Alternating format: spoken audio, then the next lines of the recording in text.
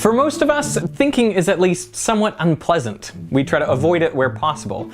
For example, I asked these guys, how long does it take for the Earth to go around the sun? What do you reckon, cuz? Is it 24 hours? Obviously a day, yes. Or take this problem, which has been given to thousands of college students. You go into a toy store, and there's a toy bat and a toy ball. Together they cost $1.10. And the bat costs $1 more than the ball. How much does the ball cost? 10 cents. We're all wrong, aren't we? If you think about it for just a second, it's obvious that the ball can't cost 10 cents. Because if it did, then the bat would cost $1.10 and the two items together would cost $1.20. The correct answer is 5 cents. Now the point of these questions is not that they're difficult. Any of these people could have quickly checked their answer if they wanted to. The point is that they don't check. Because thinking is uncomfortable. It takes effort. Hey, the Earth doesn't take one day to get around the sun. It takes like a year. Now I think it would be easy to put these mistakes down to stupidity and believe that you, being much smarter, could never fall into such traps. But then I think you'd be fooling yourself. I think these examples reveal blind spots in all of our thinking due to the fundamental way that our brains work. Now, one way of modeling how the brain operates is as though there are two systems at work. Psychologists call them System 1 and System 2, but maybe it's useful to think of them as characters. So let's call System 1 Gun and System 2 Drew. You are Drew. He represents your conscious thought, the voice in your head. I am who you think you are. He's the one capable of following instructions. He can execute a series of steps. If you're asked to calculate 13 times 17 in your head, for example, he's the one who has to do it. Can I just use my calculator? No. All right. 17 times... Drew is lazy. It takes effort to get Drew to do anything, and he is slow. But he's the careful one, capable of catching and fixing mistakes. 221. Now meet System 1, Gun. He is incredibly quick, which he needs to be since he's constantly processing copious amounts of information coming in through your senses. He picks out the relevant bits and discards the rest, which is most of it. And he works automatically, without you, Drew, being consciously aware of what he is doing. For example, when you spot some text, he reads it before you can even decide whether or not you want to read it. Gun fills in the gaps. For example, what does this say? Did you notice that the H in the and the A in cat are actually the same symbol? But you had no trouble reading it because Gun made the correct automatic assumption. So although Drew is unaware of what Gun is doing, it's Gun's perceptions that become the basis for your conscious thoughts. The way I like to think of it, each of these characters is related to one of your main memory structures. Gun's automatic responses are made possible by long-term memory, the library of experiences you've built up over your lifetime. In contrast, Drew exists entirely within working memory, so he's only capable of holding 4 or 5 novel things in mind at a time. This is perhaps one of the best known findings from psychology, that our capacity to hold and manipulate novel information is incredibly limited, like when trying to remember a string of random numbers. 6, 7, 5, 5, 3, 1. Yes! But we are able to overcome these limitations if the information is familiar to us. For example, let me give you 4 random digits. 7, 1, 0, 2. Now these would normally take up most of your working memory capacity just to remember, but if you reverse them, 2017, they are now just one thing, the present year. The process of grouping things together according to your prior knowledge is called chunking, and you can actually hold 4 or 5 chunks in working memory at once. So the larger the chunks, the more information you can actively manipulate at one time. Learning is then the process of building more and bigger chunks by storing and further connecting information in long-term memory, essentially passing off tasks from Drew to Gun.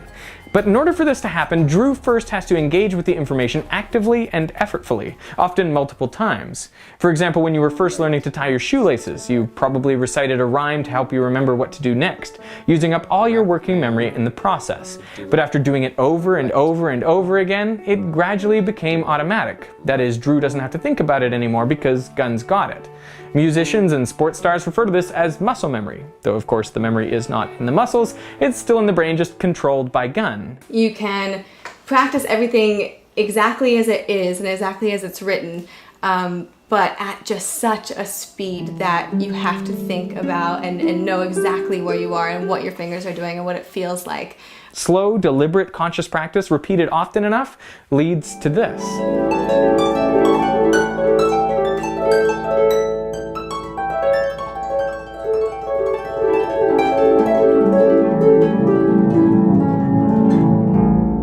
I bet 99% of the time what appears to be superhuman ability comes down to the incredible automation skills of Gunn, developed through the painstaking, deliberate practice of Drew.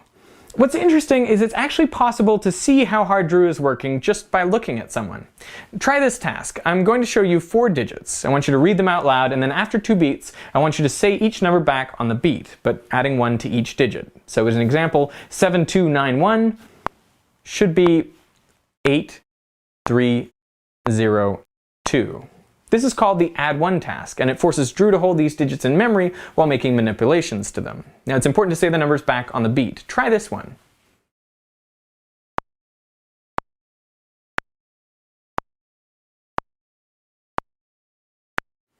To make it harder, you can try adding 3 instead of 1. Ready?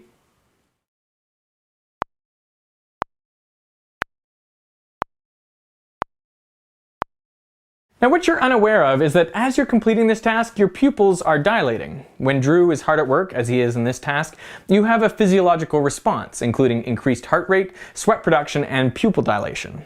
Watch how the pupils of these participants enlarge as they perform the add 1 and add 3 tasks. 4, 3, 9, 7, 2. 5, 4, 0, 8, 3. Excellent. Nicely done. Requires a lot of thinking. I know. That's the point. 6, 9, 1, 6. 7, 0, 2, 7. When this research was originally carried out, the researchers made a surprising observation. When the participants were not engaged with the task but were just chatting with the experimenters, their pupils didn't really dilate at all. This indicates that the add 1 and add 3 tasks are particularly strenuous for System 2, and that most of our day-to-day life is a stroll for Drew, with most tasks handled automatically by Gunn. Just as we spend a lot of our lives lounging around, our brains spend most of their time doing the mental equivalent. And I don't mean to make that sound like a bad thing. This is how our brains evolved to make the best use of resources. For repetitive tasks, we developed automatic ways of doing things, reserving Drew's limited capacity for things that really need our attention. But in some circumstances, there can be mix-ups. For example, I moved to Australia in 2004, and one of the first things I learned was that to turn the lights on, you flick the switch down. My whole life growing up in Canada, Gunn had automated that up means on. So no matter how well Drew, knew that down was on in Australia, I would for years continually switch the lights off when entering a room and on when leaving.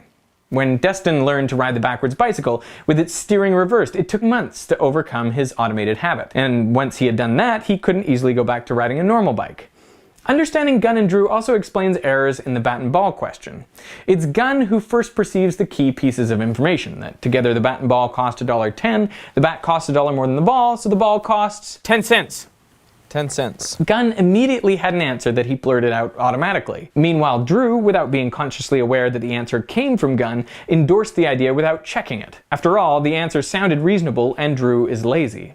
So how do you get Drew to do more work? Well, researchers have found at least one way. When they gave out a clearly printed test, including the bat and ball question, to incoming college students, 85% got at least one wrong. But when they printed the test in a hard-to-read font with poor contrast, the error rate dropped to 35%. A harder-to-read test resulted in more correct answers. And the explanation for this is simple. Since Gunn can't quickly jump to an answer, he hands off the task to Drew, who then invests the required mental effort to reason his way to the correct answer. When something is confusing, Drew works harder. And when Drew works harder, you're more likely to reach the right answer and remember the experience. This is something I think the advertising industry knows about and is using to its advantage. A few years ago, again in Australia, I saw a giant billboard that had just 2 letters on it. Un. There was no logo, no indication of what it was for, and this seems to go against all the basic principles of advertising, to show what the product does, how it's better than the competition, and use clear branding and maybe a jingle to make it memorable. The goal is usually to make the message as easy to understand as possible, so Drew doesn't have to work very hard. But if you look at a lot of effective advertising today, it's changed to be more confusing. As the UN campaign rolled out across Sydney, I saw ads like this one in bus shelters. Unexplained. With UN, there is no stress, just unstress. No hassle, just unhassle. With UN, you can undo what you did. You can undrive through the car wash with the window down, or unbreakdance in front of your teenage son and his mates. UN makes life relaxing and unreal. Un your life. Be happy and live for now. Don't worry, unworry. Can you guess what the ads were for? They're actually for insurance. Now that advertising is everywhere, Gun is skilled at filtering it out. It's automatic. If I just saw another insurance ad, I never would have given it a second thought. But something that doesn't make sense? That's something Gun can't deal with, so he hands it off to Drew. This same realization has been happening in education. Lectures, which have long been the dominant teaching method, are now on the decline. Like the old form of advertising, they're too easy to tune out. And often, especially in science lectures, too many new pieces of information are presented, and that exceeds Drew's capacity because he doesn't have big enough chunks to break the material into. In place of lectures, universities are introducing workshops, peer instruction, and formats where students are forced to answer more questions, do more work than just listen and take notes. And this will undoubtedly make Drew work harder, which is good because that's how learning happens. But a lot of students don't like it because it requires more effort. Just as it's hard to motivate someone to get off the couch and exercise, it's hard to get Drew to give his full effort. There's an appeal to doing things you already know, for the musician to play the same familiar songs that Gun has already automated that feel and sound good, to watch videos that give you the sensation of understanding without actually learning anything, to always drive with the GPS on so you never get lost but you also never learn the way. If you really want to learn and get better at anything, have any chance of becoming an expert, you have to be willing to be uncomfortable. Because thinking takes effort. It involves fighting through confusion, and for most of us, that's at least somewhat unpleasant.